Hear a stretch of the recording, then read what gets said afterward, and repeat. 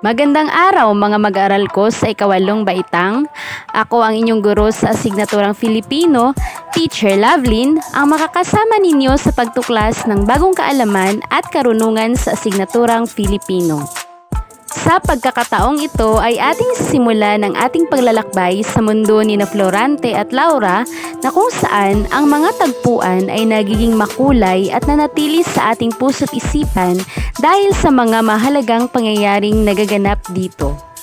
Narito ang mahalagang pangyayaring nagaganap sa Florante at Laura. Ang tema ng obrang maestrang Florante at Laura ay relihiyon. Kung ating papansinin, nahati sa dalawang sekta o relihiyon ang mga tauhan ng nasasabing akda. May mga Moro at may Kristiyano. Ang mahalagang pangyayari sa Florante at Laura ay nang iligtas ni Aladdin si Florante sa tiyak na kapahamakan nang muntik ng lapain ng mga leyon ang kawawang binata. Si Florante ay isang Kristiyano habang isang Moro naman si Aladdin. Ang kanilang kinabibilangang relihiyon ay mahigpit na magkaaway sa kanilang panahon. Ang ginawang ito ni Aladdin ay nagpapatunay na ang malasakit ay hindi nababatay sa anumang uri o dahilan at maging ang magkaaway ay maaring magdamayan at magtulungan.